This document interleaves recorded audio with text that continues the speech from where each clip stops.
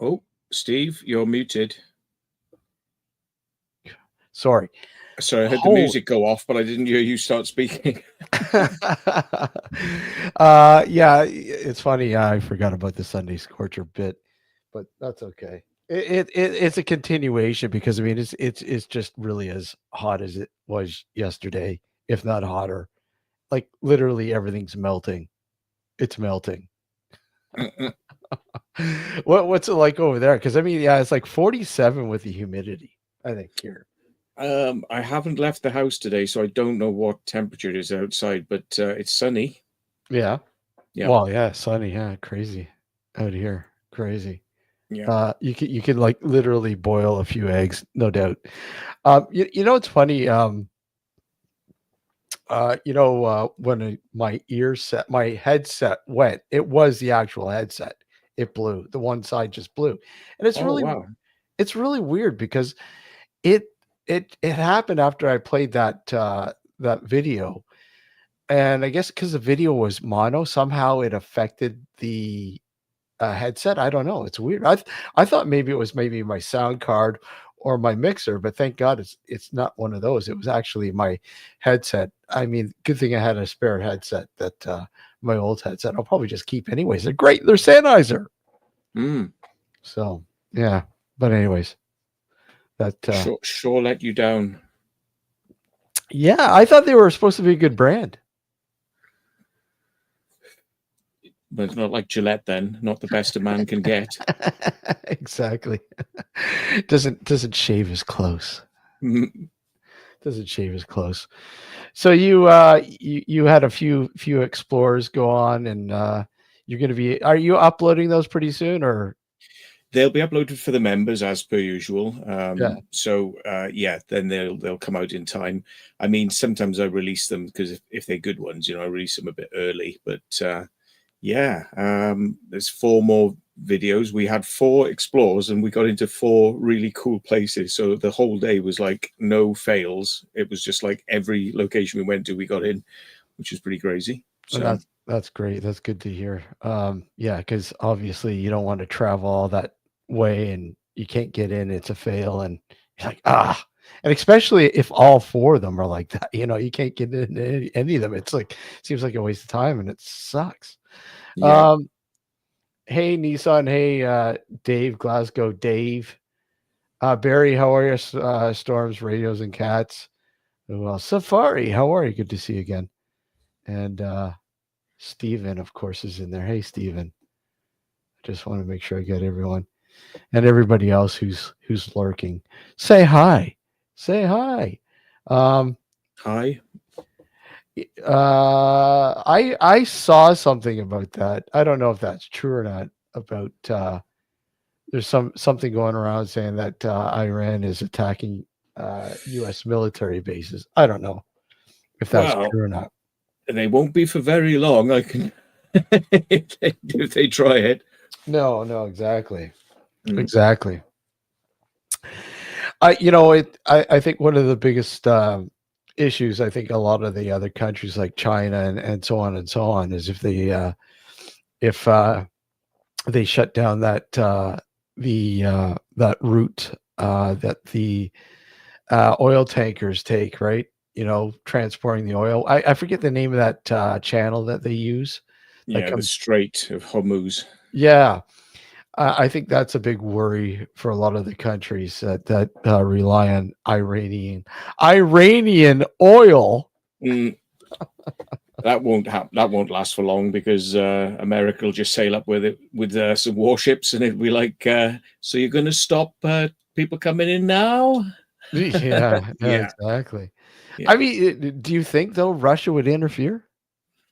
Nah, Russia hasn't got enough manpower, I think, at the moment. I mean, they've hemorrhaged like 1 million people dead, sort of a more injured through Ukraine. I mean, do they really want to sort of stretch themselves out on other fronts?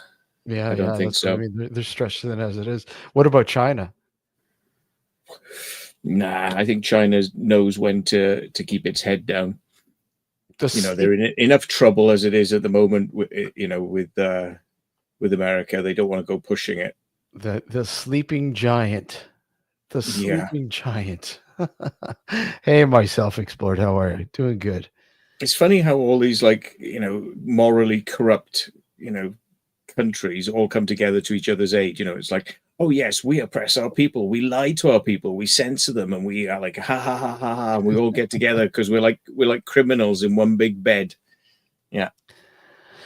Yeah, well, that's why I don't even like watching. I can't even watch local news because I mean they spin this narrative and literally pound it in your head until you're like completely fucking brainwashed.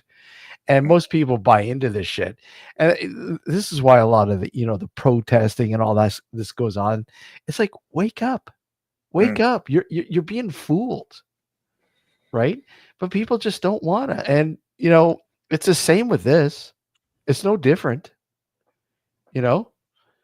S but I Yeah, well, so they'll have democracy soon in Iran, and it'll settle down because Khomeini is well past his sell-by date, and I think Islamic fundamentalism is not really welcome in most of the countries where it's stuck itself in.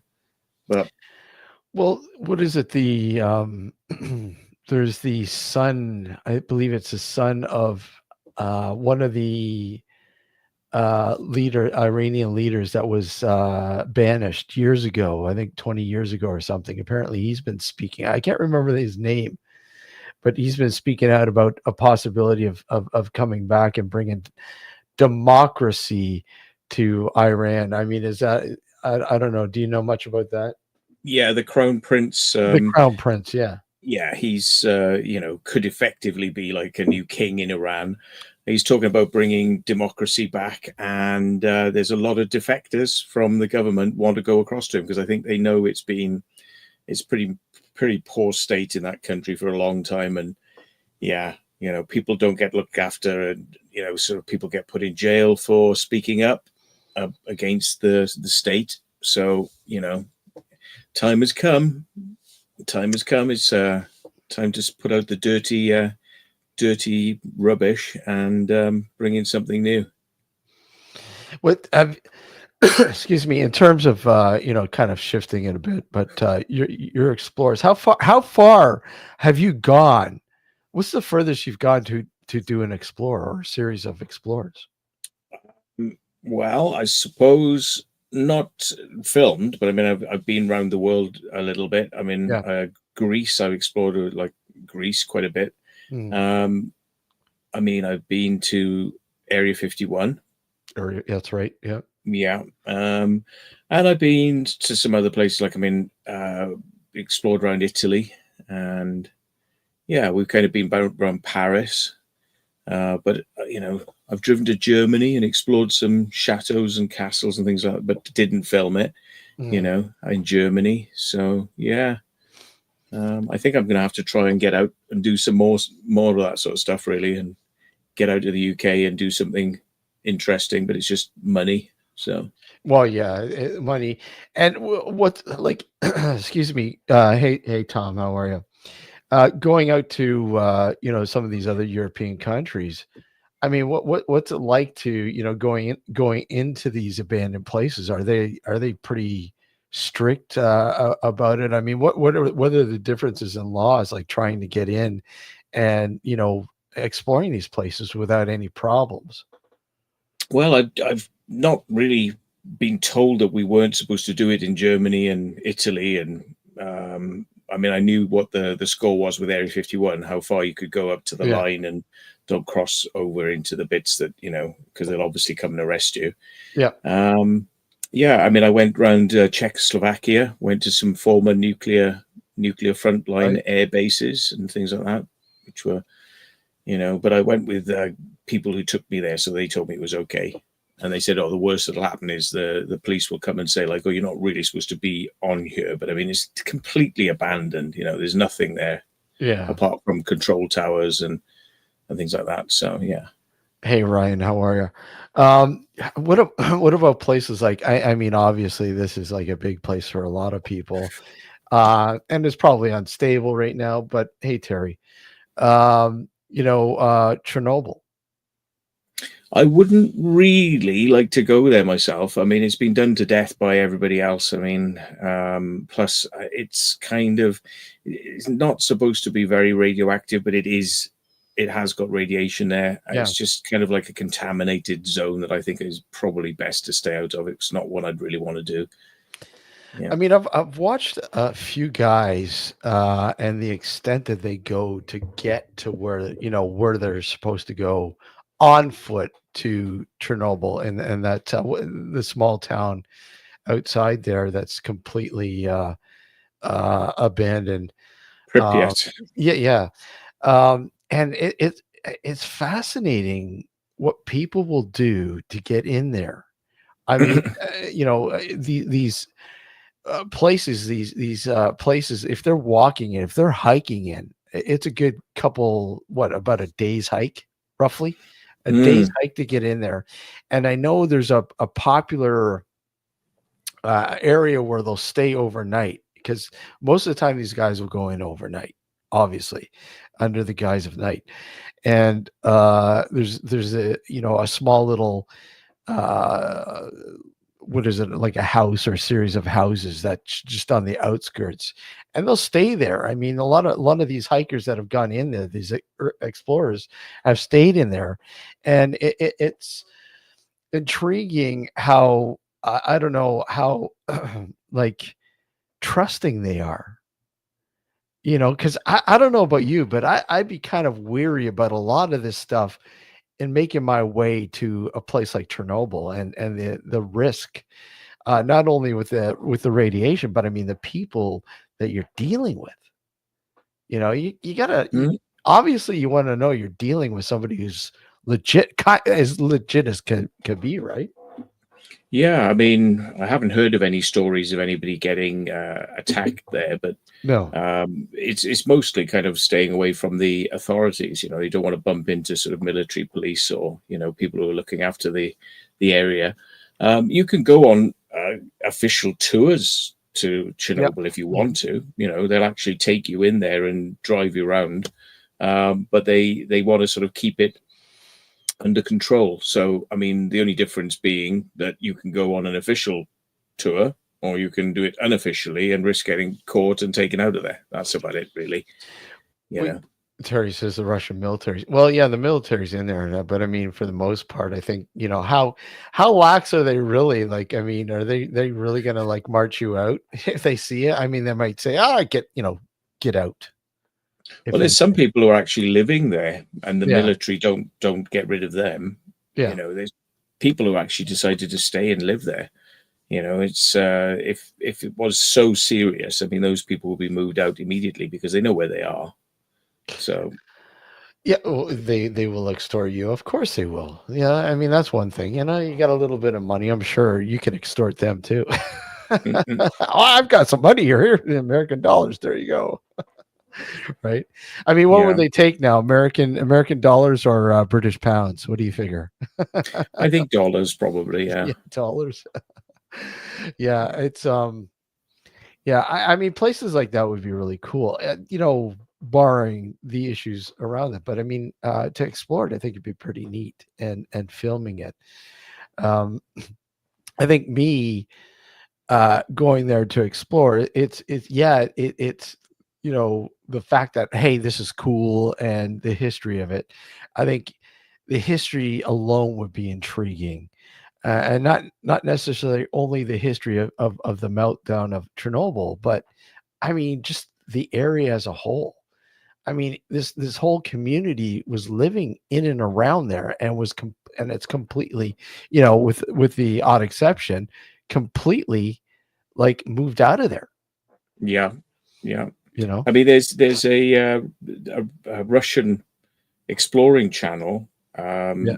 I'll remember their name in a minute, but I mean, they go and do some crazy stuff where they actually like swim in the water beneath the nuclear reactor, and I've seen that. Yeah. yeah,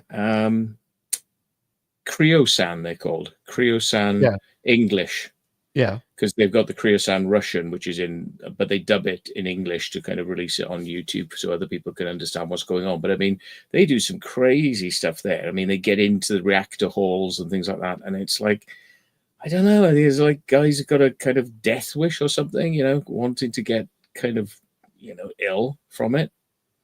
Yeah, I don't know.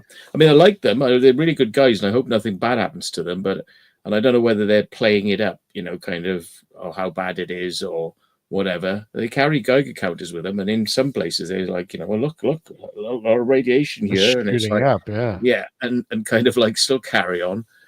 But yeah, Well, Kriya-san, really interesting. I actually like a lot of their explorers. They're kind of funny guys, and they always playing jokes on each other. And one of them has got like a cleft palate, something oh sort of yeah. going on, and he looks a bit weird. And he's like he's like the craziest one of them all. Like he does. Yeah. There's I enjoy watching like I said, watching these obviously because I mean they're going into places that, you or I or a lot of people have never didn't even know about, but will not even venture into, even if they Mm. had the opportunity. But you know, there's a group out of what is it? I think they're in upstate New York, I believe, and they've done some pretty unique stuff. I think the abandoned subway system of Rochester and the water systems. There's some really whacked out crap. I mean, most people, I mean, in these cities, don't even know that they're there. You know, I know here in Toronto, there's a few subway. There's like a subway line that's been abandoned since the 50s. Yeah. When it was originally being built, and it's still. I mean, the platforms are still lit up. They're still sending power down that line, which is eerie. It's like, why? I mean, they're not in use. They haven't been in use for, you know, 50 to 70 years, right? I mean, Yeah. sorry, go ahead. No, I was just saying, yeah, I mean, there's places like that in London where they keep the power on some abandoned parts of the subway system. And yeah, some people go down there either through, like a proper tour, or they find their way along down there. But yeah, I suppose they keep the power on in case they need to do something, if a train goes through there, because it is actually on a working line, the one in London. It Yeah. is, you pass it, and but the trains don't stop. So I suppose they keep the lights on just in case people get there, because the train stops in the tunnel and they have to exit the train and walk back, and then they'll find themselves on a platform with no lights on. So I suppose they keep the lights on just for emergencies, just in case. There's oh, what was I going to say? A friend of mine who has been around the world, and he's done a lot of stuff in Russia, and he's done a lot of stuff in Ukraine and Japan. And one thing in one area in particular that was just really fascinating was what do they call it, battle what do they call it, battleship island, I believe it's called. It's in Japan, yeah. Yeah, and it was owned by I believe Toshiba, and they had a factory there, and they had housing complex, the whole 9 years. The workers lived there and everything. And it was interesting because he filmed his adventure, you know, getting a boat, this guy who owned a boat, to bring him over to the island, drop him off on the island, and how he got into the island to explore it and everything else. That place is fascinating. To believe It that. also had a massive coal mine underneath it, Yes, exactly. and it was really bad for the people who were living there, and the conditions were horrific. But Oh, they I had bet. schools and all sorts there, so it was people with their families were living there on the island. And yeah, I mean, Dan Dixon's been there. Yeah. It was used in a Bond movie, one with the newest Bond, like what's his name, Jason. Well, I can't remember his name now. Anyway, the blue-eyed Bond, and yeah, the bad guy was on that island, and it's quite creepy, quite well filmed there as well. Yeah. It is a creepy place. And I know, Senior Senior Spookfest was talking about the place where they based Silent Hill on. It's called Centralia or Centralia. yeah. It's where the coal mine went up on fire, Mm, and the smoke was creating. Well, they let it burn basically, but the smoke was coming up and actually causing people to hallucinate. So they were all having hallucinations in this town, and then basically they cleared the whole town out and said nobody's allowed to go in there again. So yeah. Uh, yeah, Bohemian Grove. There you go. There's another one. Not abandoned, but I think obviously one of the more notorious people that broke that open was Alex Jones years ago.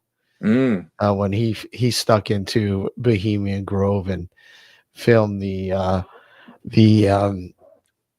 ceremony that they apparently have every once in a while. And I mean, if anybody knows anything about, I drove by Bohemian Grove actually back in 2014, I believe, yeah, and beautiful place. I mean, and I can see why it's really tough to get into. Because I mean, it's just it's in that area. It's right by Russian River, and quite literally, the redwood. It's just massive. Like we're talking about these trees. The trunk would literally fit a small car within inside of it, no problem. They're massive. yeah. Lots of people have sneaked into Bohemian Grove over the years. I think Yeah.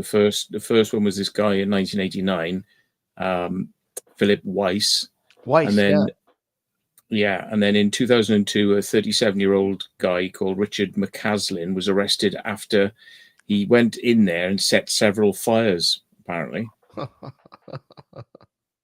so Hey, Devolved, how are you? Good to see you. Yeah, it's I mean, when you look at the what Alex Jones presented to us. I mean, how much of it can you believe? I'm sure you've seen it, right, over the years. I mean, yeah. how much of it do you actually believe, though? Well, I believe it's used as an occult ritual site, and Yeah. people who are involved with occults and secret societies, they do go there and they worship the owl called Moloch, which Moloch, is yeah. the big statue they've got there, and they put on these sort of pageant type things where skeletons take some sort of body which is meant to be sacrificed across to the ritual temple where this owl is, and sacrifice the body. But I mean, it's supposed to be kind of a fake body. It's not supposed to be a real body, but you just kind of wonder, well, in the past, was it actually done for real? Yeah. You know, Yeah. because it's all kind of set up to kind of mimic a sacrifice. But I mean, where's the origins of all this? It's been going on for a very long time.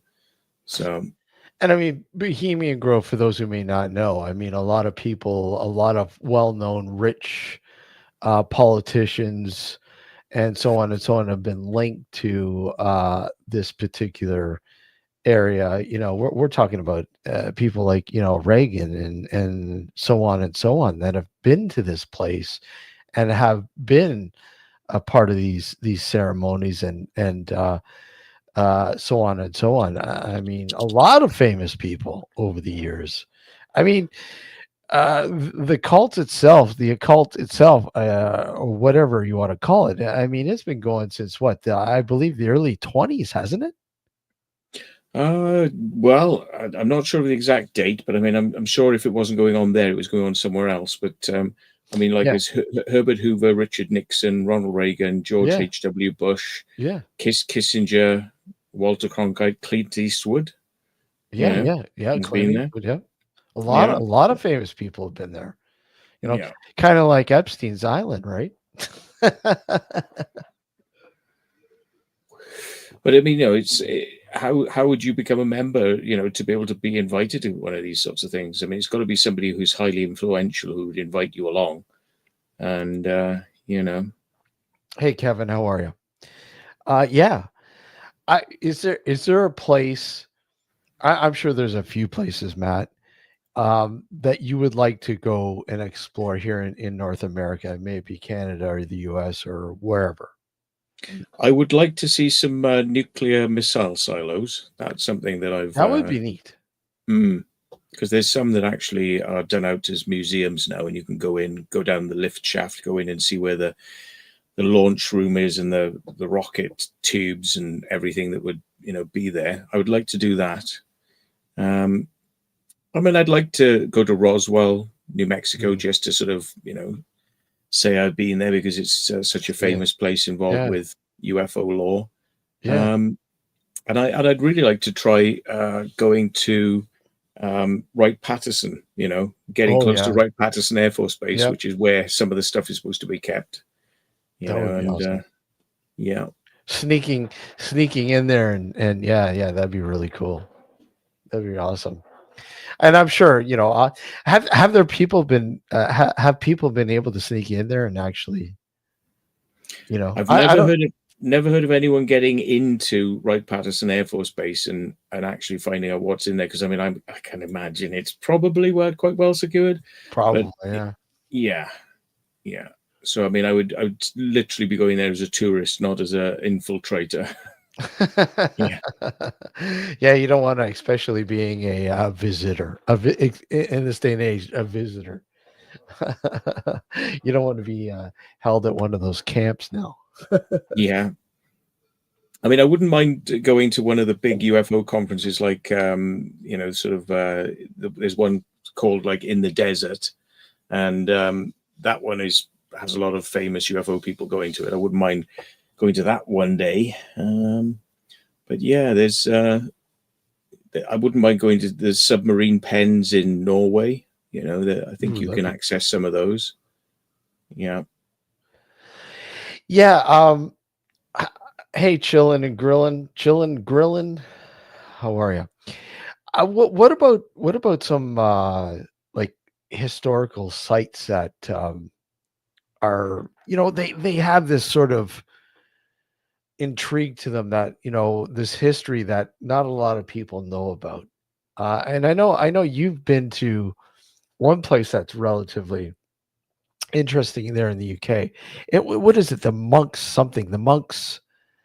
Uh, I can't remember exactly Monk's what it. Tunnel, where Yeah, yeah, yeah, we had to get the waders on and walk up there. They just dug it out because they wanted to get water from a spring yeah. all the way down through this tunnel system into central Bristol, so that the cathedral there could have clean water, which Wow. wasn't so much of a easy thing to put your hands on back in the day. So they dug this tunnel all the way through, but a lot of it has been cut away now because they took the hillside down and flattened it completely to make the railways that go through Bristol. So the Monk's Tunnel itself just kind of terminates now. It's only a short bit compared to what it used to be, but they did say that the tunnel went all the way from the spring all the way to the cathedral. But I mean, you can't get to that bit now because it literally doesn't exist. It's just open air.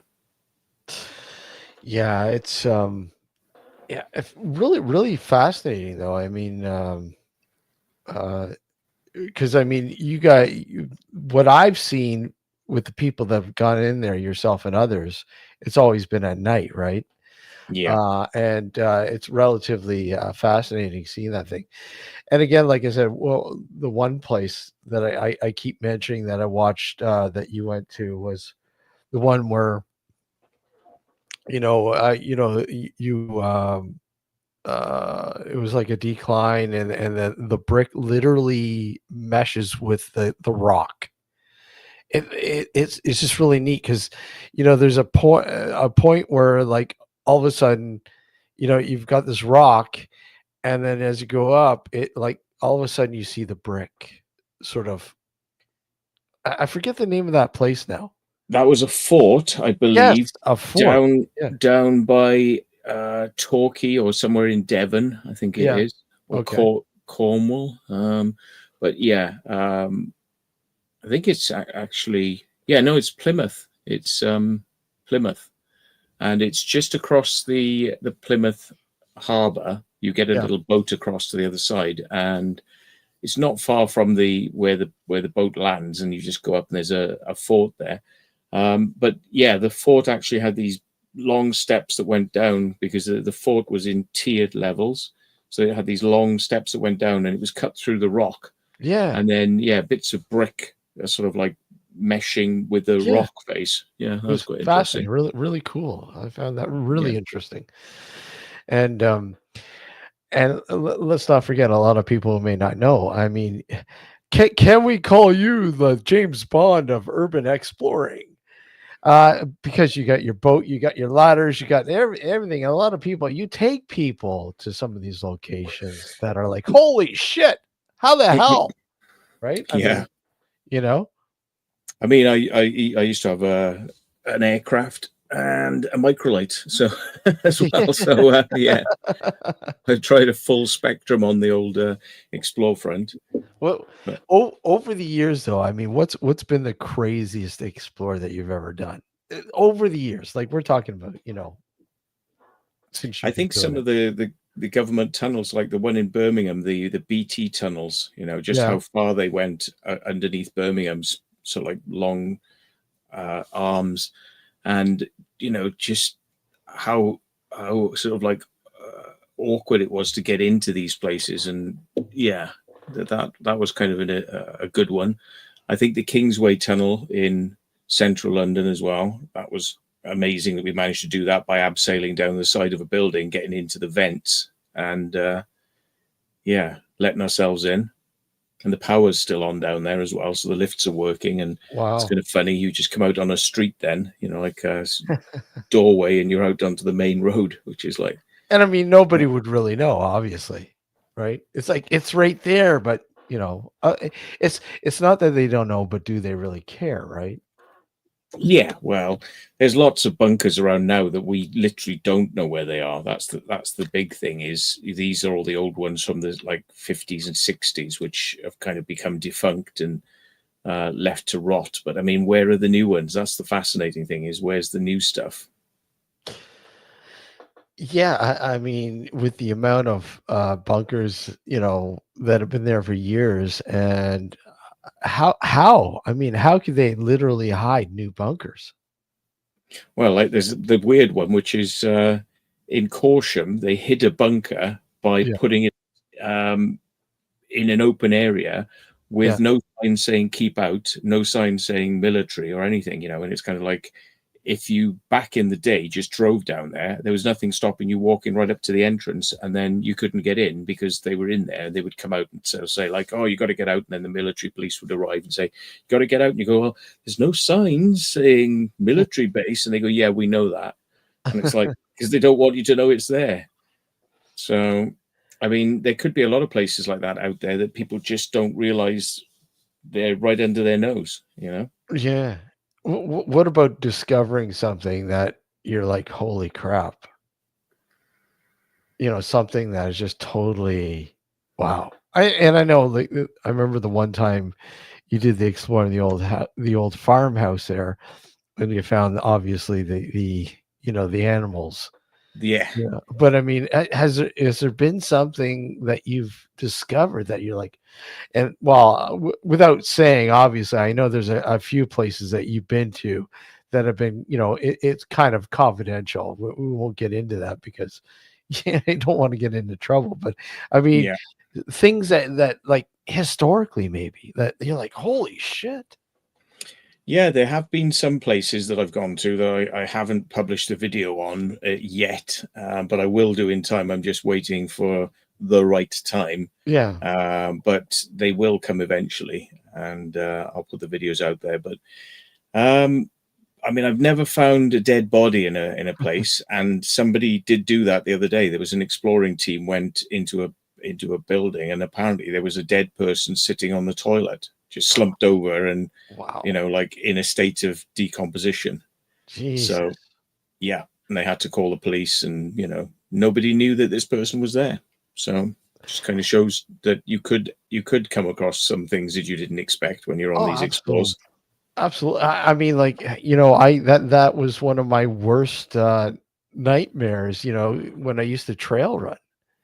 It's like you always hear about these, runners coming across these dead bodies, it's like, you don't want to run into that and be the center of this investigation or whatever. But that'd be insane finding a dead body. Yeah. I think I was watching, just stumbled upon, there's a YouTube channel, and they were talking about these kids that stumbled upon a dead body that had been, I guess, chopped up and stuffed in a cooler, and the cooler was all taped up, and they dragged it out of it was in this forest, and they dragged it out, and the dumbasses decide, well, hey, let's open this up, see what's in there, and it reeked. It stunk, but they kept going and kept going. And then, finally they open it up, and because there's maggots everywhere, they open it up and they're like, what the hell? It's like one guy's standing back with the camera and he's looking, he keeps panning in, and you just see this nothing but slush. What is that? It looks like a dead body, but it's all mushy, and but it smells like Mm. gross. It's like, how about calling the cops? Mm. Call the cops. Oh my god. And it went on for like, I think this video went on for like 20 minutes before they decided to call the cops. Oh god. But Yeah. that would be insane though, stumbling across something like that. Yeah, and somebody was out exploring, and they went into a room, and there was a bed, and it had a lump in the bed, and they thought, "Oh, that's a dead body," and it wasn't. It was actually somebody's live. The person who owned the house was living in this like absolute like squalid filth, and like in this bed that was the sheets were all ripped and dirty, and they were sleeping in that condition, and they Yeah. said, "Oh, it's my house. I live here," and it's like, "Oh, wow, great, wonderful."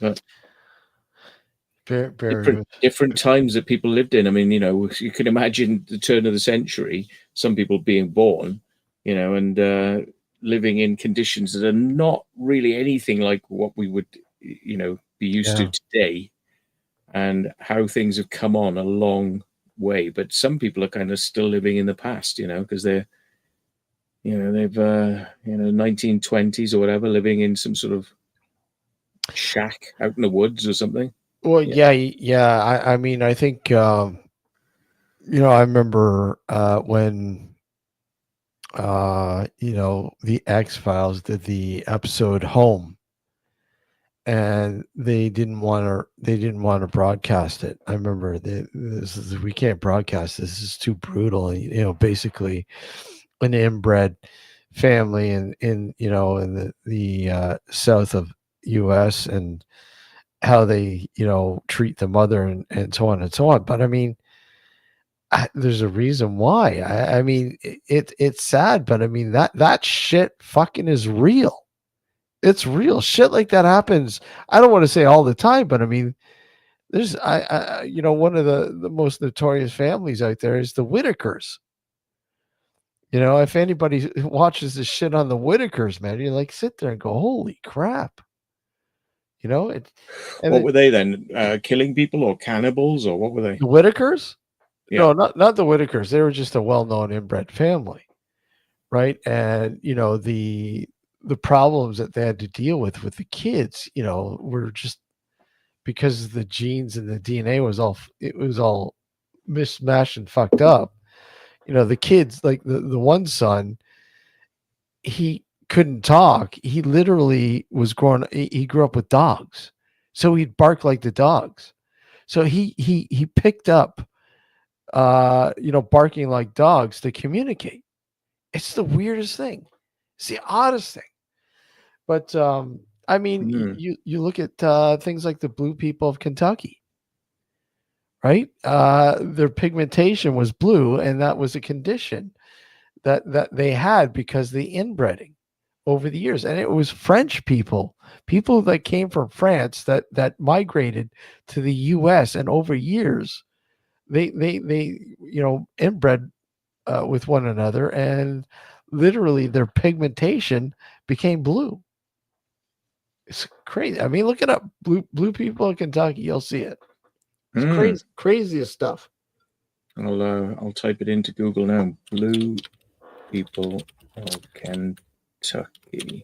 Crazy stuff. Mm. The blue fugates. Yeah.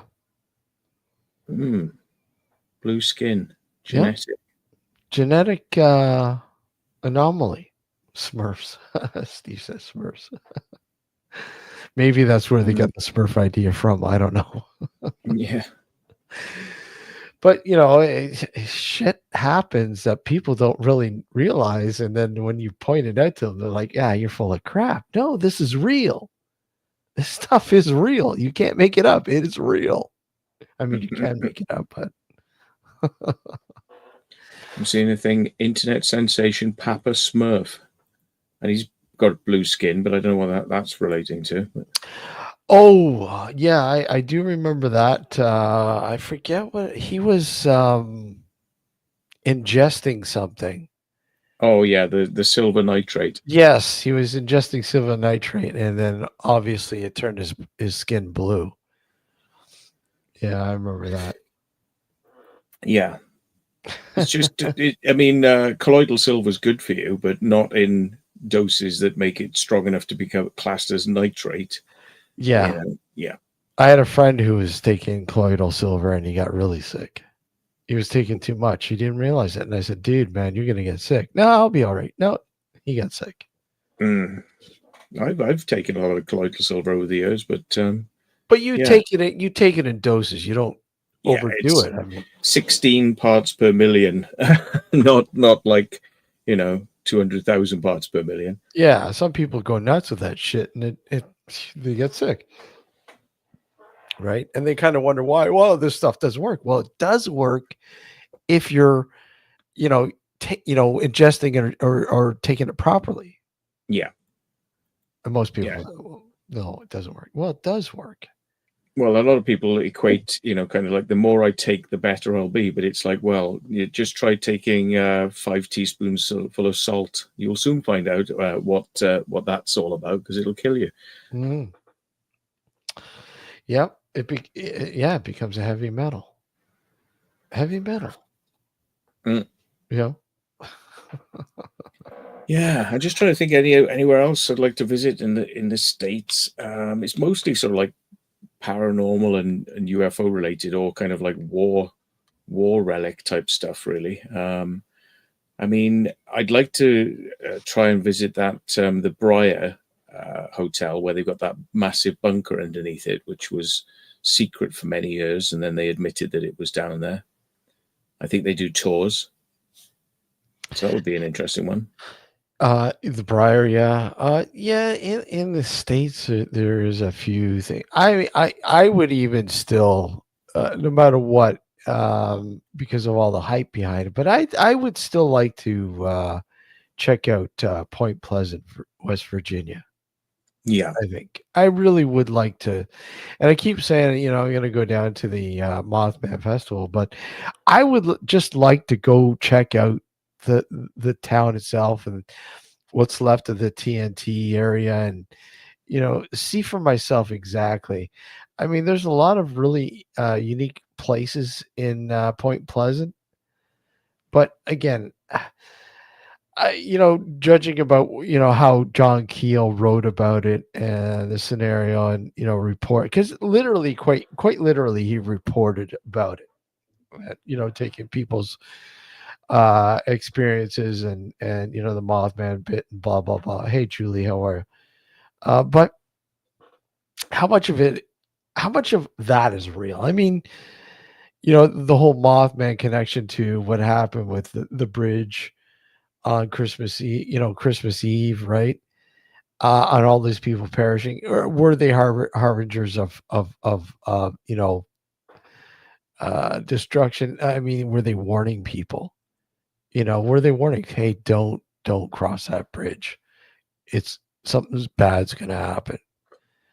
Just and I know we talked about it in the Men in Black situation and so on. There's so many variables that play out here, and that leads you to believe that hey, when it comes to the paranormal, it's not just about ghosts or UFOs. I mean, somehow they kind of are intertwined. There's like this whole thing going on that we still don't understand. Yeah. What about Skinwalker Ranch? That would be a good one to go Yeah, to. But I don't think they Skinwalker. allow just general people to go there, unfortunately. Yeah, I mean, and that's you got the Skinwalker Ranch, and then just not too far from the Skinwalker Ranch is the area, I forget what it's called, where they had that issue with all the frogs. They had this uh, the frog issues. I can't remember. What the heck? It was something to do with this underground pooling area, and they were actually looking for gold, I believe. I think it was gold, and they came up with some really weird shit. And I'm pretty sure it's like right next to the Skinwalker Ranch. I can't remember the name of that ranch though. Yeah, Blind Frog Ranch. Thanks, Steve. Steve brought it up. Blind Frog Ranch. You should come on, Steve. You He's should. a wealth of knowledge. Steve, come on up. I'll put the link. Oh. I'll just post it to him in a private message. There you go. All right, cool. Yeah. I'm just. Hey, Tracy, how are you? I Julie. mean, I'd like to visit Hollywood. Just because it's we all see the movies coming out of Hollywood, and I've never really gone around it properly. And I've just driven past it, and I thought, oh, if I go down there now, it's going to be a bloody nightmare. So I just carried back on to San Francisco, which is where I was heading to. But Las Vegas was quite interesting. Driving around, it's a lot smaller than I expected it was going to be. So, Vegas is small. Yeah, I like Vegas though. It's intriguing. It's intriguing. I remember even driving from Vegas to the start of the whatchamacallit. I can't even think of the name of that. It's on the other side of the Grand Canyon there. The national forest that they have with quite literally where the is it the Rio Grande? No, not the Rio Grande. The Colorado River runs through it. Sorry, the Colorado River, and it's just absolutely amazing. It's stunning. I don't even think. Hold on, let's see. Did I put it up here? Hold on. Blown away by Yosemite. We don't have any mountains like that in the UK. That was something. Yosemite's really cool. I'd like to see Devil's Tower in Wyoming because pay homage to the Close Encounters of the Third Kind. Yeah, that'd be cool. That would be awesome. Let's see here. Did I'm pretty sure I put it up here. It's okay,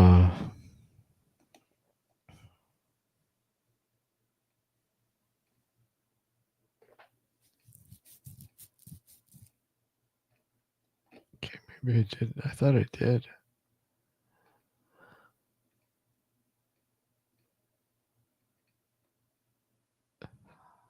Just trying to think. Font of knowledge is eating his tea, he said. Oh, Steve, right. He's eating his tea? Yeah. Tea we refer to as evening meal. Oh, gotcha. Yeah, that's what we call tea time. Tea time. Okay, maybe it's hold on.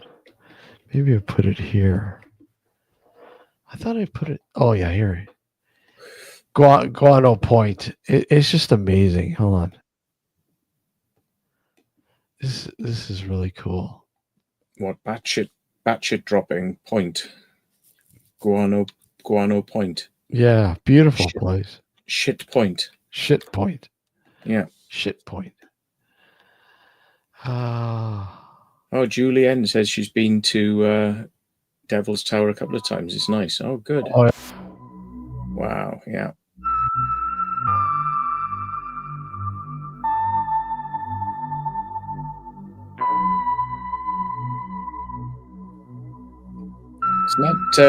Isn't that Death Valley though? Almost, yeah. Yeah.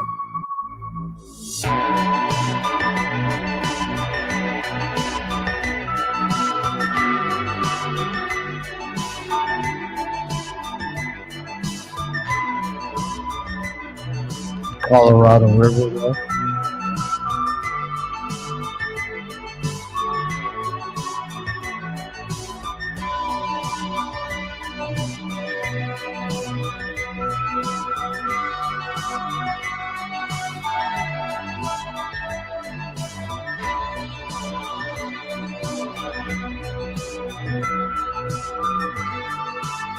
They're a bit anal in the States about not flying your drones in national parks. But I mean, it's like, but hey, isn't that the point, to get some nice photography? Yeah. So they're like, no, I have.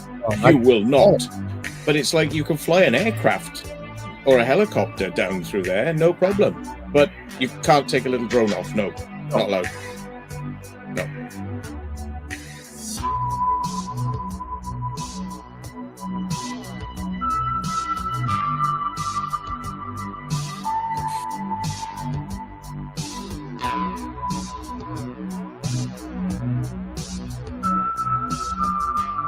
This was the first time we used my Pocket 3. Right.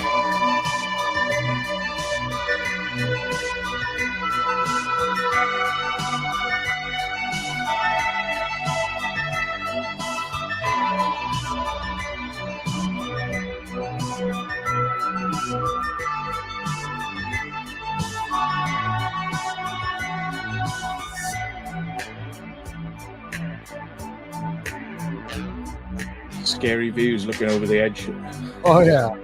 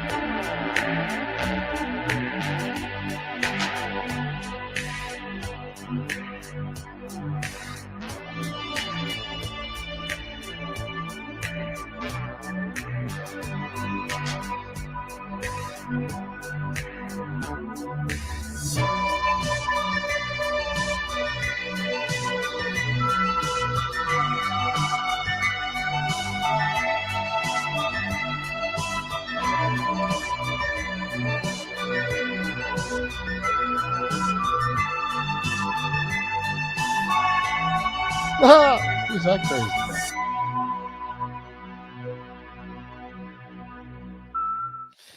It's weird because it was like really, really, really chilly in the morning. Like when we got there, it was really chilly. I'm like, how the hell can it be this cold? And then of course it got really hot, really hot. Yeah, I found that when I was out in Nevada because at nighttime I slept in the car and I had to keep the engine running because it was that cold. I mean, it was like freezing temperatures, outside. and then in the daytime it just goes up to kind of like 100 degrees. So yeah. Yeah, it's crazy the way well, yeah, same, yeah, obviously in Vegas, the morning it's, kind of, you got this like chill, but within hours it's just dead hot, like this dry heat. Yeah. And but yeah, it's an interesting place, Vegas. And if people would only, if people knew what was like lurking, in the underground of Vegas. Because they're notorious for all the homeless people that live underground in Vegas, in the tunnels. There's tons of tunnels in Vegas that a lot of homeless are living in. And it's weird how it's segregated because, one side of, the main part of Vegas is all high end, and then the other side is like drug infested. It's Yeah. just, it's weird how segregated it is. Crazy, but it's an interesting place. I unfortunately I didn't make it up to Area 51 that time. I want to though. I really do. You did. Yeah. Yeah. But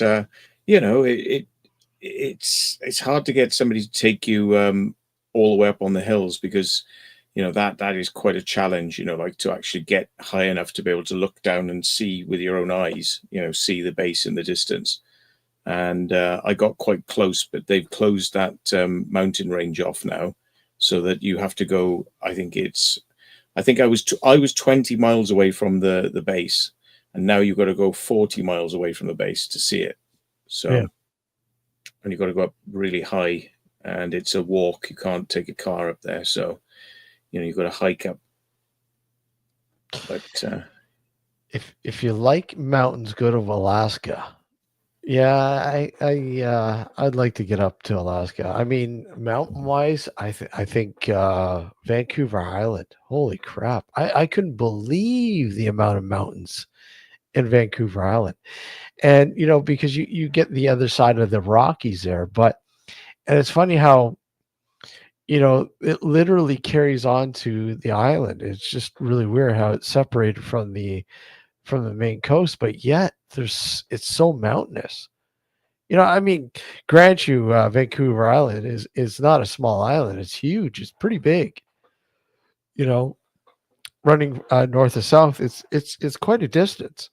I think we uh, we were staying in Victoria, which is at the bottom, but and travel up to Fino, which is notorious for its surfing.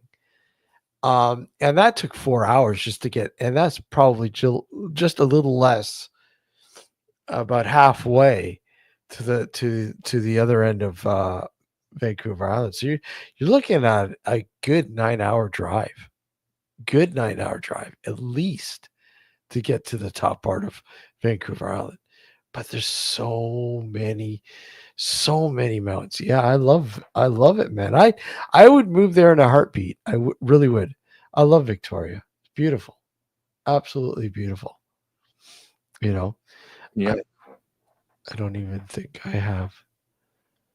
I don't know. Yeah, is it Tikaboo Peak? Is that the one that's further back? I forget now, but we went to White Sides, I think it was, which was much closer.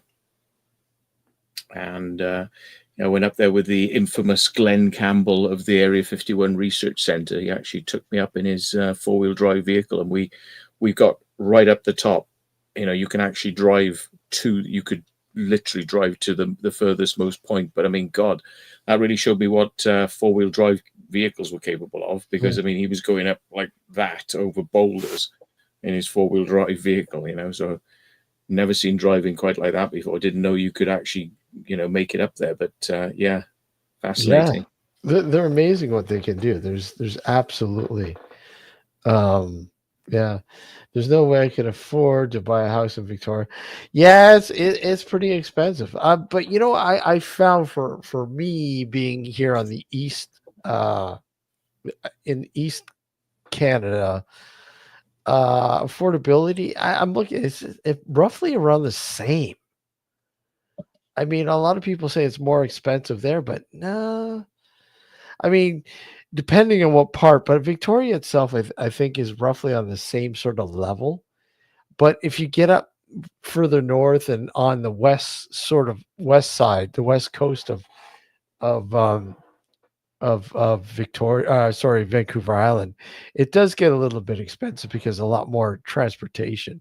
It takes a lot more transportation, food and so on and so on. Yeah, I mean, I found it. A lot of people say, "Oh, well, it's expensive in Victoria," but then I was looking at housing there, and I'm like, yeah, for me, it's on par. If I was to sell my house here, I could probably buy, on par, roughly about the same there in Victoria, which I probably do because it's a hell of a lot better than here. That's for sure. It's definitely a lot more beautiful than it is out this way. But then again, I'm venturing out to the East Coast, Halifax, in a few weeks, which I'm looking forward to. Which is again kind of a lot of people I know from the UK will go, "Holy shit, this feels like home." A lot of the coastal areas of UK, and I think that's why a lot of people when they came here years ago, it felt like home, right? It felt Mm. like that, and when you go to a lot of these places, these coastal towns along the East Coast, they give you that sort of that open feeling. Yeah, visit Hamilton. Exactly, Tom. Feel of visit Hamilton. A lot of people love Hamilton. Canada's steel town, much like Pittsburgh, like a mini Pittsburgh. Blue collar, and it's dying a slow death, unfortunately. But they are well, they have been fixing up a lot of the old areas of Hamilton, with shops and businesses and pubs and brew pubs and stuff like that. So yeah, Burlington or London. Would I live in Burlington or London? I don't know. I've never been to London, or London, Ontario, or London, England. I don't know. But I definitely live in Burlington over fucking London, Ontario. That's for sure. London, Ontario has really had a yeah. London, Ontario is yeah, an interesting place. It's you know what, Matt. It's like a lot of places that have been infested with fentanyl.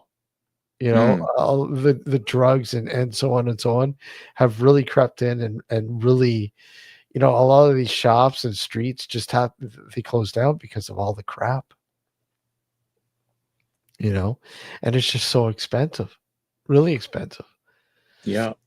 I mean, housing there in the UK is pretty expensive, is it not? Well, yeah. I mean, uh, it's there's not enough houses, so the prices go up. Yeah. And yeah, I mean, it seems to be sort of like people go for as much as money as they possibly can get, and it just keeps most people out of the market. It's very hard to buy any sort of affordable housing in the UK. It's not affordable. It used to be. It's not affordable anymore. Yeah, a lot. Like when you look at it, a lot of people did some research, and they're saying it's interesting how places like the UK, Canada, and Australia, and how they have the same problems. Quite literally, housing is unaffordable. It's literally not within reach. It's just so expensive. And I mean, land as well. If you buy a piece of land, it doesn't mean you can build on it. Yeah, And they don't want people to build houses. They sort of like, oh, no, no, no, you can't build a house on the countryside. You can't do it. But people have managed to in the past. But how do you do it? how do you actually manage to do it these days? Because there's so many like rules in the way to kind of say, oh no, no, you know, can't have houses. This is the countryside. We can't have houses in the countryside, you know. And then you see like mansion houses with, you know, like hundreds of acres around them and things like, oh, people can do it, but obviously I'm not part of the right secret society to be allowed to, you know, sort of do it. Then, you know, that's basically the problem, I think. Yeah, and it's really too bad. They wonder, and I know here with the influx, because I mean, Canada being such a huge, vast um, land. I mean, there's so much room here, but a lot of people don't understand. You know, people will often say, "Well, how come you haven't, built in these pockets where you got so much land?" Well, try going to these areas. I mean, like it's like literally impossible. It's impossible to go to some, especially in northern Ontario. It's like literally impossible. You can build there, but why? There's nothing there. You Yeah. know, so of course, they'll say with farming, it's a whole different ballgame. It's really hard because of the rock and the forestry that's there. It makes it so incredibly tough to clear, and farming, it's just really tough. The boreal forest of Canada runs right through that. It's incredibly rough terrain, extremely rough, you know. So that's why everyone sticks to the 49th parallel, it seems like. Yeah. 90% of the population moved to Greater Sudbury. Yeah, yeah. Nickel. No, I don't want to go to Sudbury. Hey Adrian, how are you? I got moved to Sudbury. Well, there you go. Yeah, Sudbury is another, area where the mining, and that's what it's great for. It's great for mining ores. Ores. I mean, like Sudbury pointed out, is just one of many places. Nickel and uranium. I think Canada has one of the largest uranium deposits in the world, right? So, and the U.S. knows it. The U.S. knows it. That's why they're so intrigued. Trump's so intrigued about making it the 51st state, I think. But it Yeah. wouldn't be it wouldn't be the 51st state. That's the thing. I mean, you'd have to like section it off into so many states, right? Yeah, and I don't think Canada wants to give it up. So, you know, No, Canada would never give it up. Absolutely, would never give it up. They're too rich. They're too rich in minerals. There's just so much here, and it's amazing how long they've sat on it without actually doing something about it. mm, Even from the oil in Alberta, it's the same thing. Why have they never started refining it themselves? Baffles my mind. But why? You can ship it out to the US and have them refine it cheaper. Whatever. It's just hogwash, Set up a refinery, start refining it itself. And now they're talking about pipelines. Let's get a pipeline out east. Let's get a pipeline out west and to the north, because obviously the Arctic is becoming more and more intriguing in terms of shipping, mm, right? Because of climate change. So the ice shelf is melting, a lot of it. So it's making it, more and more accessible to ships. So yeah, you're gonna see a lot of major shipping lanes, you know, in that area within the next few years. Most definitely. So I don't know. Will the UK get some oil from Canada? or will we start, sort of taking it from the North Sea like we used to, which we stopped doing, which is weird, because it's like there's plenty up there, but do we actually have the stomach to kind of want to do it anymore. It's kind of like Britain, like a lot of places are going like, oh yeah, we'll just buy it in from somewhere else. And it's like, oh, then when you're totally dependent on other places, then that's when the prices go up. That's the thing when you become too dependent on it. It has been so convenient over the years, and then all of a sudden there's like and what happens if there's a disruption? Well, guess what? Your prices are going to go skyrocketing, Yeah. right? I mean, what's the most that petroleum has gone up there per liter? Well, I think what were we on? Like £1.80 a litre at the height of, the price things. And then during COVID, it went down to the cheapest it's been for ages. It went down to like £1 Wow. because there was so many people, not traveling, that there was all this oil. And it's like, we want to sell it. Oh, but put the prices down so people will buy it. So it's all false. I've never believed in all this pricing stuff. It's all backroom decisions about how much they can, rip people off and how much people will take. Gouging, yeah. I Yeah. mean, yeah, I think the cheapest I got it during COVID here was about 52 cents Canadian. 52 cents A litre. a liter, Yeah. which Yeah. is just insane. Like, Which in our money would be 25 pence a litre. 25 pence a liter. Yeah. And that's with all the taxes. I mean, the oil here is taxed beyond belief. I mean, they got rid of the carbon tax, but still, I mean, now it's what is it? The other day it went as high as $1.49 a liter. Well, there's 75% duty tax, and then there's VAT of 20% on top of that for Yeah, us. for you guys, So yeah. yeah, so I mean, our prices of fuel could be as cheap as yours if we weren't taxed so highly That's because the of it. thing. The taxes. It's what's killing it. Like, I mean, I would go down. It would say it's about. It was in the give or take $1.40 a liter here, and then we'd take a trip down to the U.S., just cross the border, do some shopping, blah blah blah, and fill up. I think $2.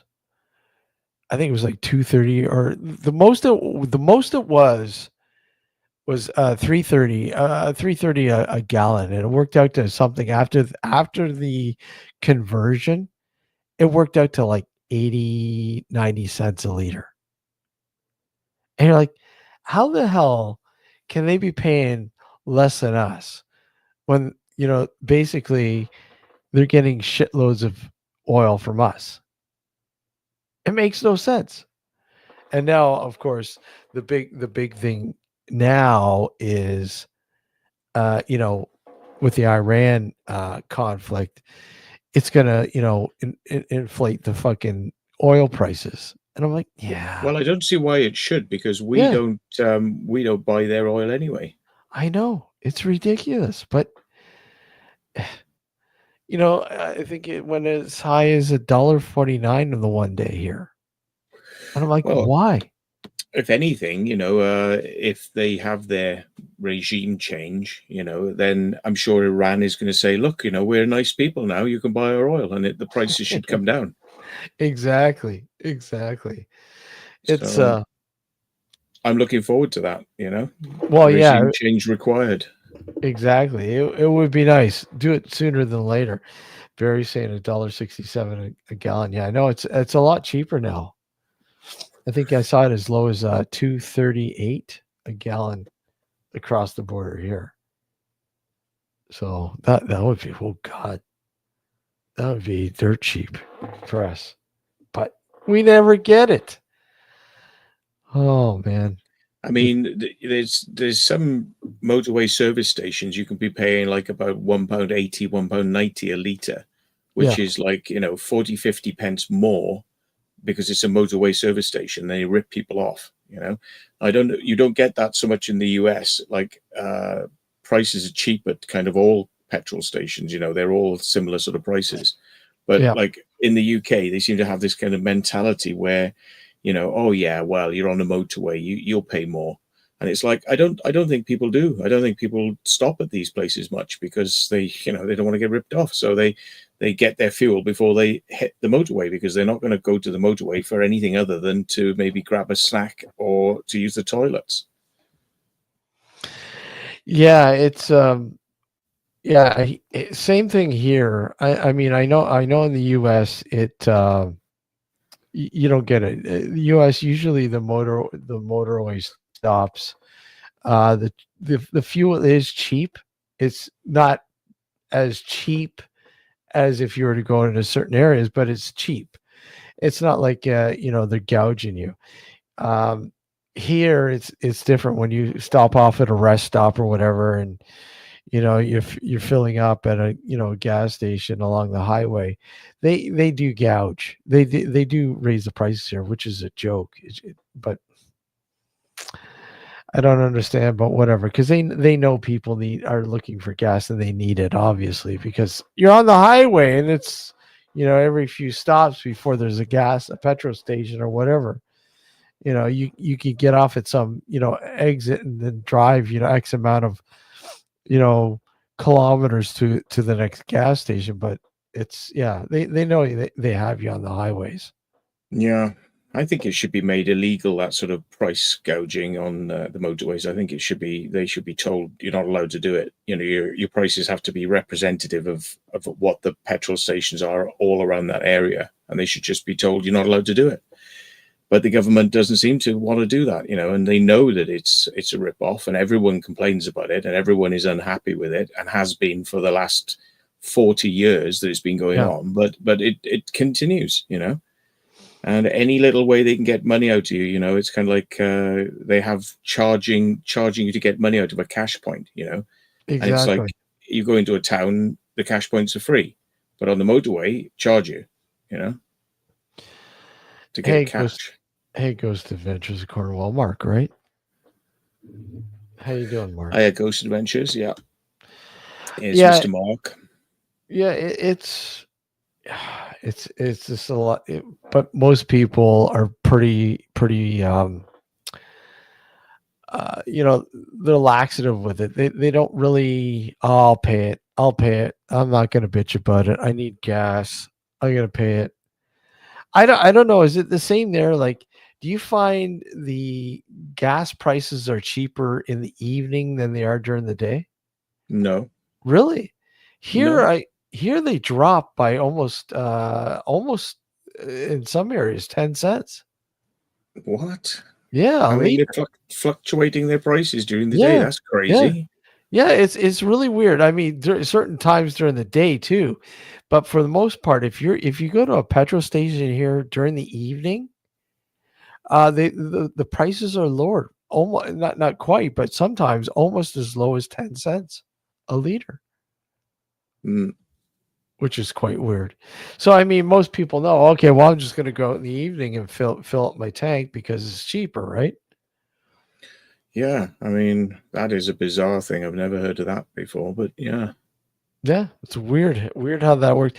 I mean, there's certain times during the day too. I guess they feel that there's not a lot of people filling up during those periods, so they kind of, okay, maybe we'll lower the prices, so try to bring more people in. Like, during the dead afternoon air, people are out having lunch or whatever else, and they'll, hey, look at the gas price. I'll go fill up.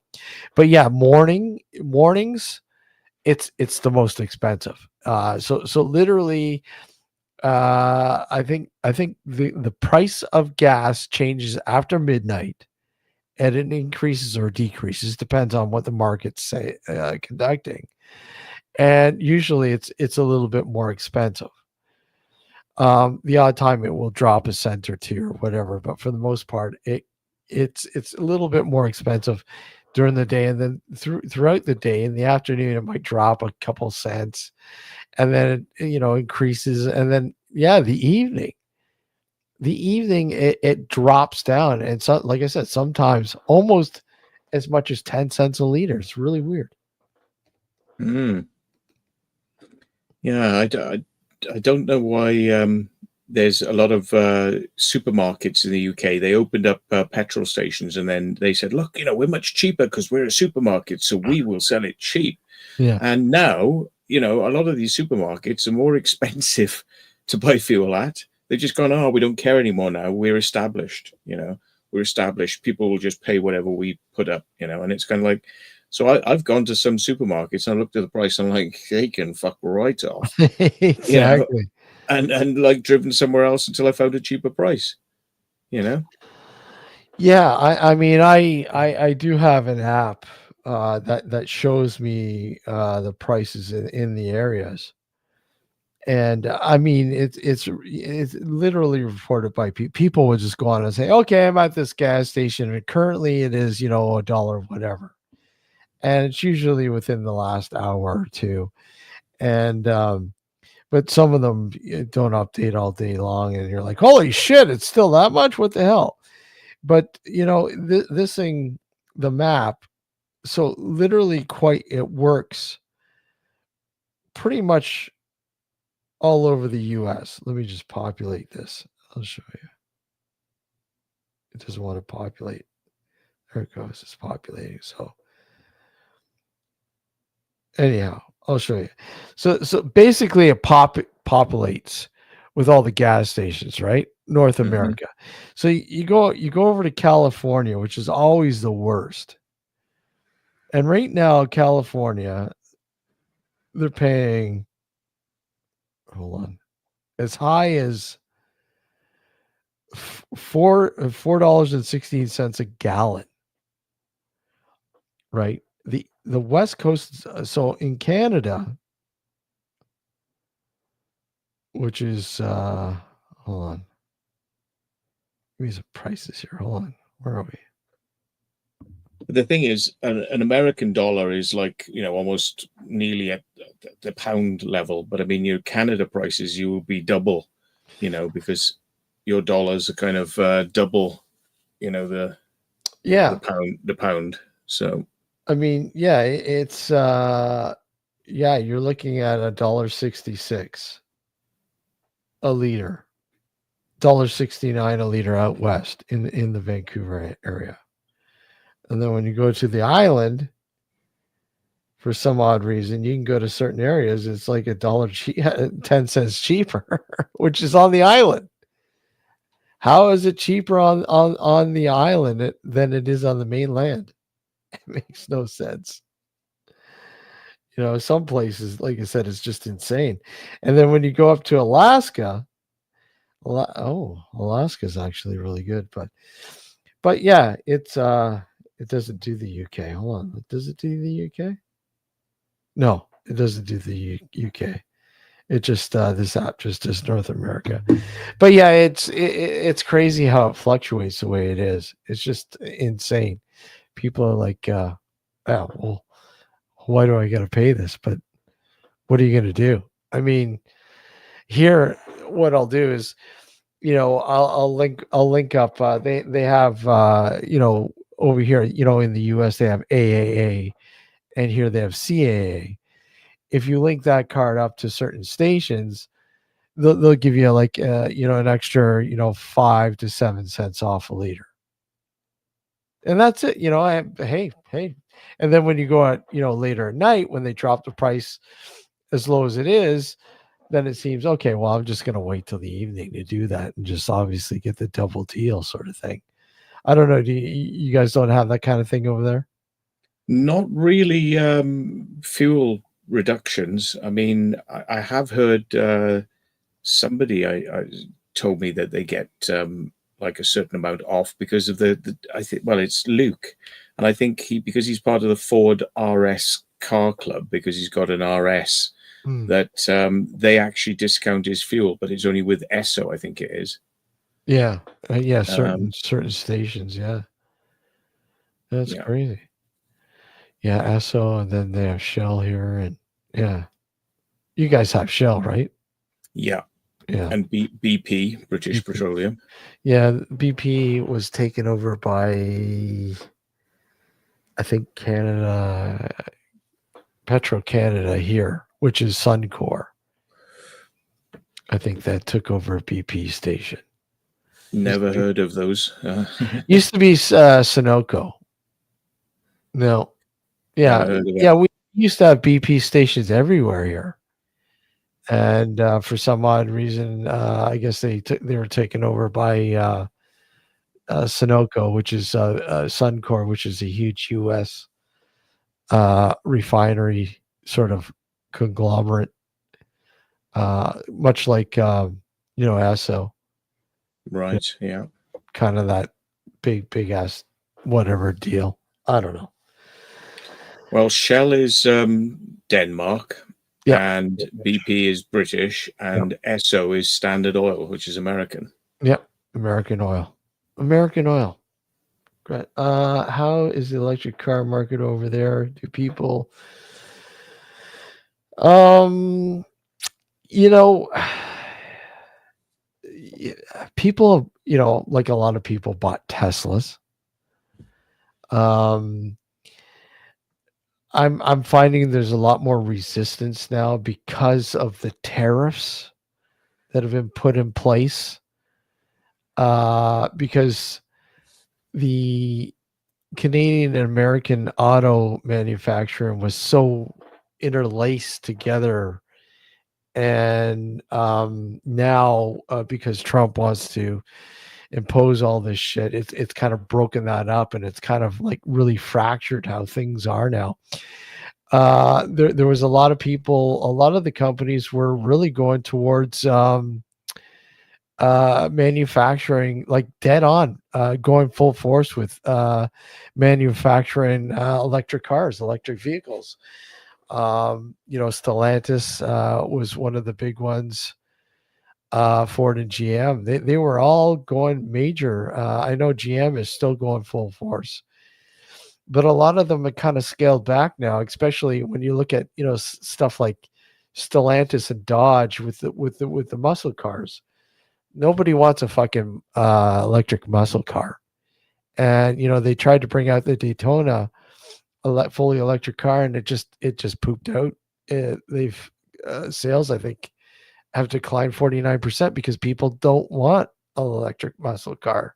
They want to hear that the actual sound, the engine, the Hemi, and the Hurricanes. I mean, here in Canada, they've fared well. In the US, only in certain parts like California and other states where they flourish. But I mean, for the most part, there's a big threat, obviously, with the Chinese electric car, and they know damn well that if they, because right now both Canada and the US have tariffed the Chinese 150%, I think, on electric vehicles. They're frightened because they know that the Chinese electric vehicles would probably take over with what they can do, what they've been able to do. I mean, there are people that have bought Chinese electric cars and had them imported here, and they're a fraction of the price. The batteries last longer. There's just so many things, and they're afraid of that. They're really afraid of that, and yeah, it's really weird. I think electric cars will take off in a big way, but it's Yeah, going to have to be a revolutionary type of battery technology, which charges quickly and is cheap to produce. Because the biggest problem people have is like 2 years into owning an electric car, and the batteries started to degrade, so the mileage has come down, and to replace it is going to cost at least £20,000. Sorry. bless you, bless you. Thank you.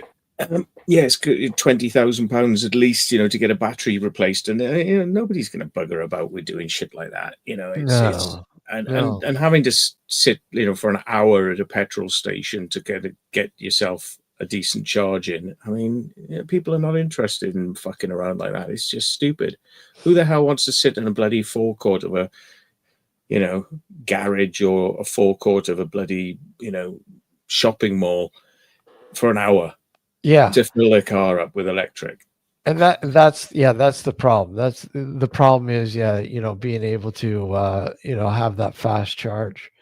And I mean, the charge revolution is getting a little better, but still, in some cases, but the Chinese, from what I understand, a lot of these Chinese cars charge a lot quicker. But Well, they might just do that because they allow them to charge quicker. But I mean, if Tesla said, "Yeah, charge our cars quicker," they probably could, but it would yeah, just kill the battery quicker too. probably. What's this? They had water cars for years ago. I mean, yeah, they had cars.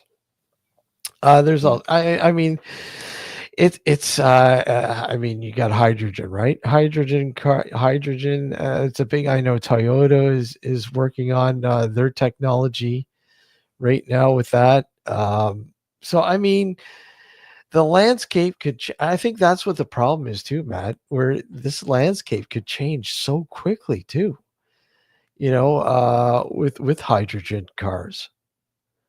I mean, I think what is it? One of the big worries is the being able to carry that technology in a car without it exploding. Well, Toyota have just unveiled a water car that makes its own hydrogen, Yeah, which is similar to the water cars that have come in the past. That people have said, well, the technology wasn't really quite there. But yeah, there's like conspiracy theories abound about whether or not it was or wasn't. But Toyota have actually released, a demo car that it runs on water. yeah. So it can be done. Well, yeah, it can be. I mean, there's a lot of stuff. Rohan, how are you? Dr. Stephen Greer said, we haven't needed roads, railways, petrol for over 80 years. I'm sure, but our dependence on it, right? I Uh, coming to Cub Club in July, an underground all-night old-fashioned freak off. Don't know what that is, mate. Never heard of it. No idea what you're talking about there. but I mean, yeah, it's the technology's ever evolving, and I mean, I think that's the problem too. I think these companies, they don't want to put all their eggs in one basket right now because of that technology evolving the way it is, right? Well, the technology will come out piecemeal. I think it's they've got it, but it's like, do they want to institute it? Like Tesla was talking about a plastic battery the other day. Yeah, And I think a lot of talk has been on aluminium batteries, yeah. which are a lot safer than lithium as well. So I mean, yeah, we definitely need to wait, and then it will come. But yeah. Who will come out swinging and winning? Hey, P, how are you? Good to see you. Who's gonna win? Who is going to be the ultimate winner? But that's the thing, is we're all along for the ride. We're all being, herded in and saying, hey, well, look at, you got to buy into this before you can get on to the next level, right? Mm. Or stick to petroleum, right? Combustion vehicles is the way to go. I mean, more. I guess Europe is embracing electric vehicles a lot more now, right? Obviously. Yeah. As charging points become more available, and not just charging points, but fast chargers, because I mean, a lot of them are slow. And the biggest con was, as people who sort of remember that, there was a massive influx in people buying electric cars, and then they went, "Oh, thank you very much. We're going to double the amount electric costs now in the UK." Ha ha ha ha. So it's like now it isn't as cheap. If anything, it's more expensive to drive an electric car than it is to drive a petrol or diesel one. and that, So it's and not. It's no incentive. They were saying that too. They were saying, well, the more and more people buy these, electric cars, the cheaper they will become. No, Yeah, that no, hasn't really happened. no. Tesla Absolutely keeps not. promising they're going to bring out a £20,000 electric car, but it's like, well, yeah, well, where is it then? For the rest of us, because not everybody's got like £80,000 to buy a bloody electric car. You're happy with my diesel? Yeah, I mean, and diesel's another. But has diesel come? Like, I mean, here for the longest time, diesel was more expensive than regular. A little Uh, bit, is it but cheaper now there? well, it should be cheaper because it's a cheaper fuel to Yeah. produce. So it should be cheaper, but it was artificially made more expensive by the government putting more tax on it because they said, "Oh, well, it's got particulates, it's bad," and it's like so they put an extra tax on it. So that's what makes it more expensive. But I mean, it's more efficient than petrol. So you get more miles per gallon on a diesel. Plus, the engines last twice as long as a petrol engine. They'll last like up to 300, 400,000 miles. Like 100,000 miles. A lot of people are like, thinking, oh shit, I've got 50,000 miles. My engine's going to explode, and they often do. Petrol engines die, because they're built in a shitty, fast manner that makes them go bang. Whereas diesels are made in a way that actually lasts longer. They lower revving, so there's less wear and tear. Yeah. It's hold on, what the heck? We're talking like substantially, I mean, you're talking 6,000 revs would be like a normal sort of thing in a petrol car. Well, that's like 2,500 revs in a diesel. So, yeah, if you work something twice as hard, it'll last half as long. But they're not built very well anyway. Petrol engines, they are built as kind of disposable.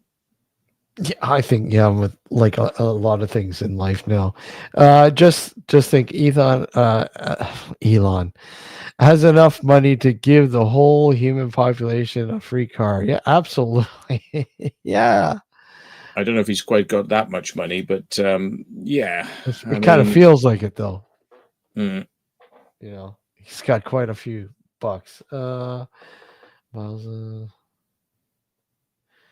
yeah, I don't know. It's so many options now, but the thing is, I mean, I think a lot of people too are still they're afraid to sort of hop that fence and go fully electric. I see a lot more people going hybrid, right? I think yeah, the hybrid sort of segment is growing quite a bit, especially with Toyota. yeah. Um, I think people feel a little bit more safer with hybrid because you get kind of the best of both worlds there. But I think that's what it is. It's just a peace of mind. I don't think people are fully invested in full electric yet. I mean, they're harder to work on because they're an alien kind of technology to most Yeah, garages. So I mean, getting things worked on, you have to go back to the original manufacturer for parts, for any type of parts, and there's a lot more to go wrong in terms of the with an electric car because they're built so differently. It's not that they're not reliable in themselves, but I mean, if they go wrong, then who are you going to get to fix it, and how much is it going to cost you? It's going to cost you a fortune. And people can work on their own cars. Most people can do a lot of work on their own cars themselves. But with yeah. an electric car, I think you probably find that nearly everybody who's got an electric car would say, "Oh, I can't touch that. There's no way I can't touch it." And the vehicles are set up as well so that if you do attempt to do repair work, then it kind of rats you out back to Tesla, and Mm. Tesla can put restrictions on you because you did work on your own car. I know that's ridiculous. You're buying the car. I know it's their technology, but if you're buying the car, it should be yours. You should be allowed to do whatever the hell you want with it, like modify it, blah blah blah blah blah blah. And a lot of people do modify these vehicles, and not necessarily electric, but combustion. But Yeah, and I guess, yeah, they're pretty strict with modifying their cars, are they? Mm. Yeah, they've been known to take people off supercharging. They restrict you so you can't supercharge the car. So it's like, yeah, if you want to play with the car, we'll penalize you and we'll make it take 3 hours to charge instead of 1 hour. So that's your penalization because you dared, try to fix it yourself. You went up against them, and yeah, you can't do that. Yeah, I don't know. It's I yeah, I if I was I don't think I would go fully electric yet. I mean, yeah, exactly. The infrastructure isn't quite there yet. It's getting there. It's still not quite there in many parts, especially if you're doing a lot of highway driving. You know, I just yeah, especially if you do a lot of driving on the highway, you're just not going to. It's just not viable to have an electric car. I mean, what is it? Mileage. I mean, how many kilometers can you get on a full charge of electric? I mean, what is it? Tesla that has the most? I think there are some that are slightly more. Yeah, There's cars that have got like 400-mile range and Teslas in the 300 to 400. But I mean, Tesla did this dirty trick as well, where they actually were selling a battery pack which was bigger than they would allow you to use. But if you yeah, paid them the extra money, they would like engage the extra battery you had, which you'd paid for, with the car and was installed in the car, but wasn't activated.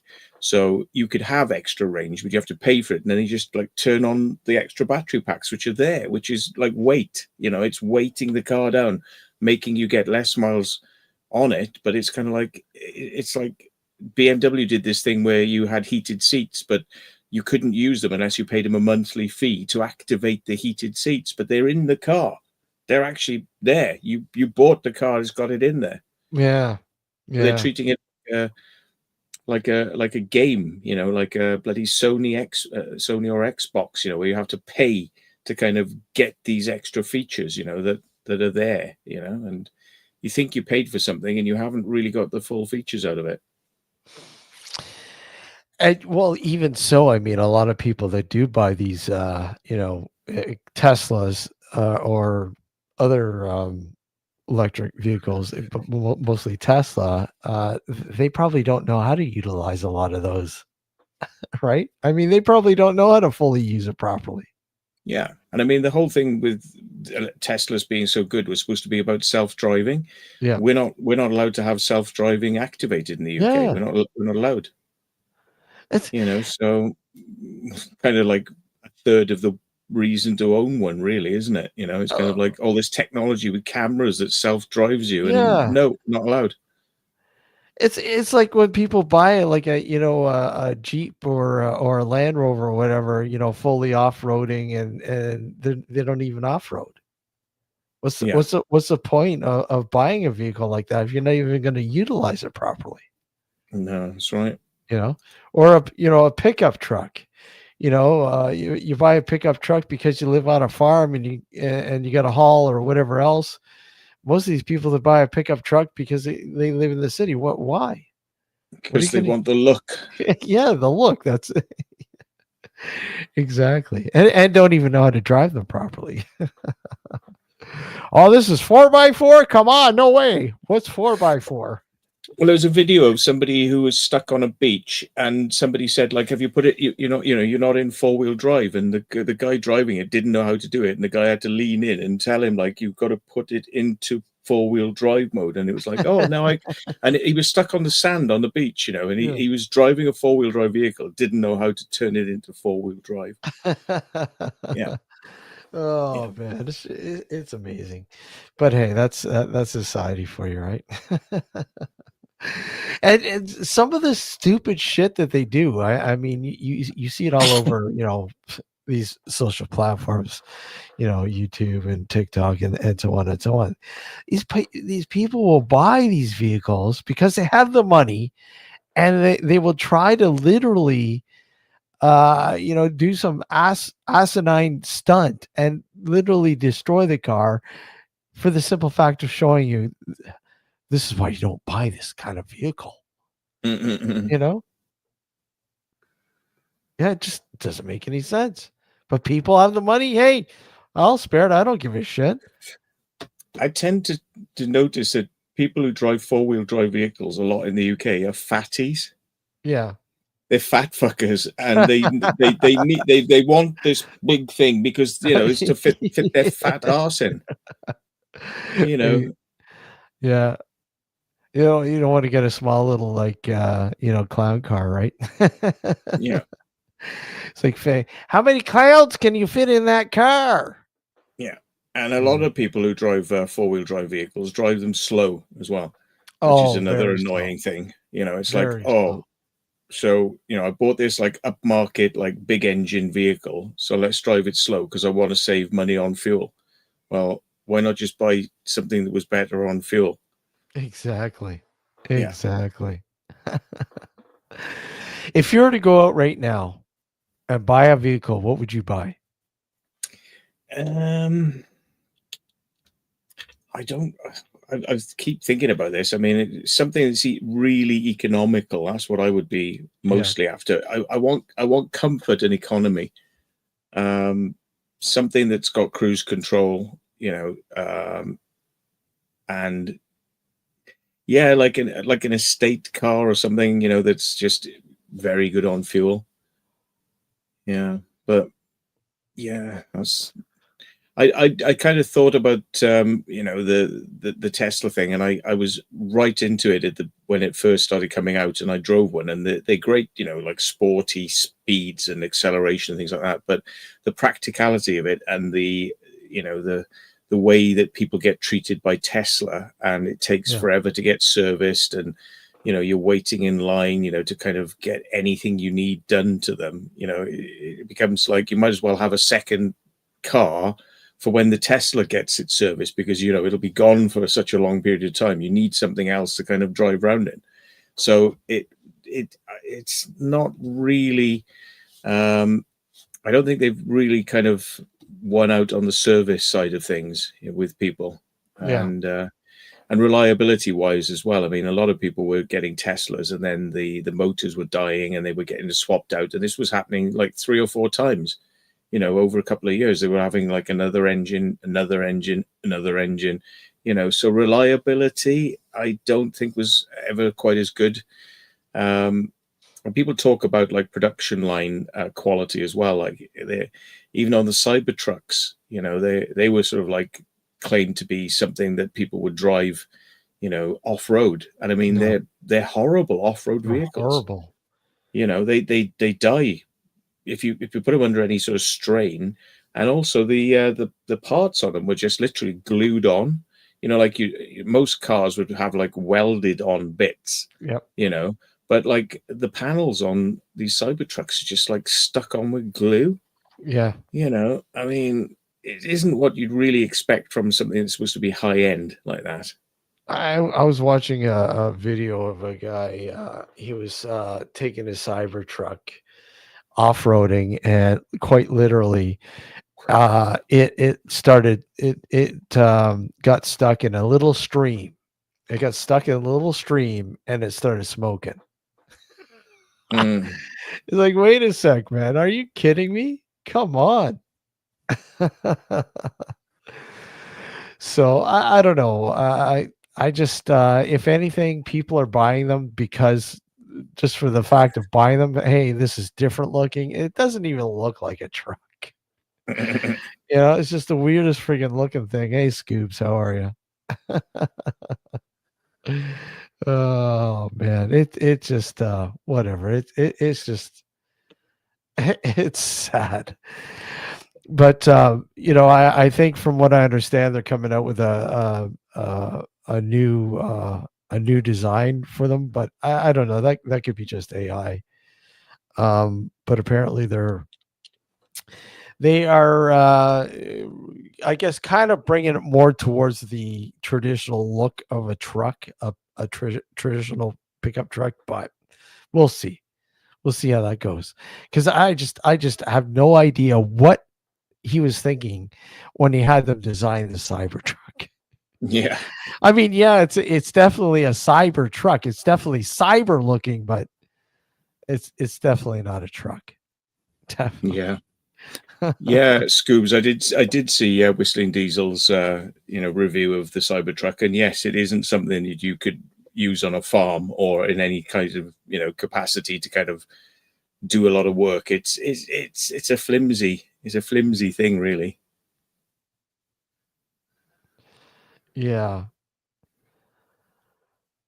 Rohan, why are you so interested in what Matt drives? Yeah. You went to the Polar. Yeah, and snapped the. Yeah, I've seen that. I've seen that. The towing wars. An F-150 or Dodge, or sorry, a Ram pickup or GM, whatever. All the top uh, pickup trucks, and literally the torque and everything else is tested against a Tesla Cybertruck, and just it literally falls apart, man. I mean, it does have a little bit of power, but if anybody knows anything about electric, I mean, obviously all four wheels go at once, but still, I mean that the chassis, I don't think are the best thing either. They Yeah. probably fall apart. Well, some electric vehicles are only one-wheel drive. They're not four-wheel drive. Yeah. Yeah, I mean, I think the Teslas have got a dual motor, which is like front and back. But I mean, Yep. otherwise, they're just a front-wheel drive car. Yeah. Yeah. Exactly. Yeah. Democrats will scratch up a Tesla. Democrats. Would they? I think Democrats would probably warm up to a Tesla. Wouldn't Well, they? yeah, but they're all the ones that were complaining about Elon Musk, weren't they, and causing all that friction. Oh yeah. Because Yeah. they lost the election to Donald Trump. Yeah, exactly. Fairly and squarely as well. I mean, let's face it, the last guy who was in wasn't very clever, was he? And No. and the replacement obviously didn't impress people. Exactly. Yeah. You can't win, but that's the problem when you have a two-party system, right? Yeah. I mean it's the same problem if you've got a multi-party problem system too. I mean, do you have a guy that's inept enough to run a country? It just it's just a strange world and crazy, but I don't know. But anyways, Matt, I think I'm gonna wrap this up. Okay, mate. Nice one. Well, It's been fun. I've never found my absolute dream vehicle, but it's usually one that costs me £500 or £600 to buy. That's the usual thing. It's kind of like what I can afford, which is usually in that sort of range. But yeah. You know what, man? If it does the job, then hey, I'm like I said, I am not worried about getting a new vehicle anytime soon. I'm the one I have right now. It's lasted me 10 years now, and it's still chugging along quite fine. So I'm glad. I'm happy, and we'll just fingers crossed, no major issues. But until the next time, Matt. Thanks. Hey, really Okay, appreciate thank it. you. Always great catching up with you. Hey, take care. Okay, mate. Yeah, we'll catch you soon. All the best. Take Cheers, care, everybody. everybody. Cheers, everyone. Bye-bye. Later. Bye-bye.